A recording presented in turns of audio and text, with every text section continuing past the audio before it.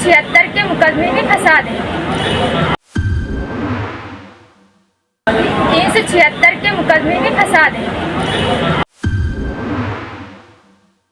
फिर मैंने जैसे भी तैसे करके अपनी जान बचाने के लिए घर से बाहर निकली। उन्होंने मिलकर हमें मारा और हमारा गला दबाया, हमें जान से मारने की कोशिश की और हमें दरवाजे में हमेशा बंद करके रखते हैं। जिला अमीर। क्या मामला है तुम्हारा ये? मामला ये मेरे मामा जी कुमार, माता पूर्णमती, पिता महेश कुमार, तीनों मिलकर पैसों के लालच में आकर मेरी शादी किसी अधेड़ व्यक्ति के साथ कर रहे थे।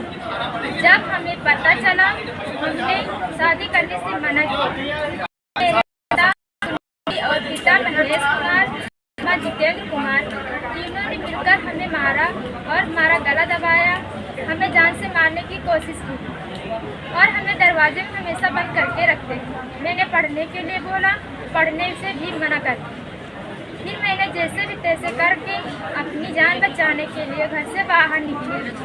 घर से बाहर निकलकर मैं अपनी भाभी के घर दिलीप कुमार के साथ डी में रह रही हूँ और हमारे मामा जितेंद्र कुमार, पिता महेश कुमार, माता पूर्णमती, तीनों मिलकर बोल रहे हैं कि अगर हमारी लड़की हमारे घर नहीं आएगी तो हम दिलीप कुमार को और उसके परिवार वालों को 376 के मुकदमे में फंसा दें।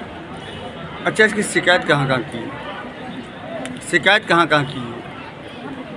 शिकायत माता, पिता और मामा। कहीं थाना पुलिस गई हो शिकायत करने? थाना पुलिस मोहनगंज और सिरोही जिला में। वहाँ गई थी शिकायत करने? यस। आज कहाँ आई हो? आज मैं रायबरेली। कहाँ पे? वकील साहब, क्या नाम है आपका? मैं अलका सिंह राजपूत, एडवोकेट, सेंटर बार उपाध्यक्ष, सिविल कोर्ट में। ये क्या मामला इस बच्ची का है? एक बच्ची आई मेरे पास और पता चला है कि ये थाना मोहनगंज अमेठी का मामला है।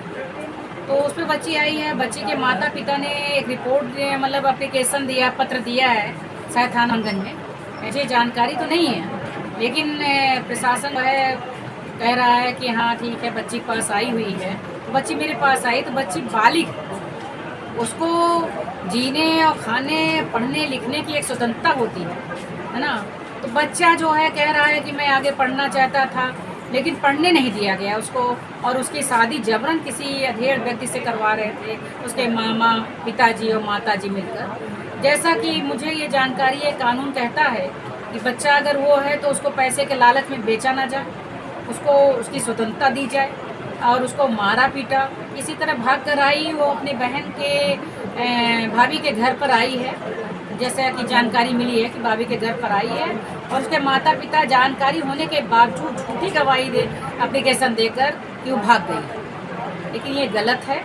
बच्चे को पढ़ने लिखने की स्वतंत्रता दी जाती है और बच्चा ऐसा कोई काम नहीं किया है, माता पिता की जानकारी में है, मामा जी पैसे के लालच में उसे कहीं बेचना चाहते थे।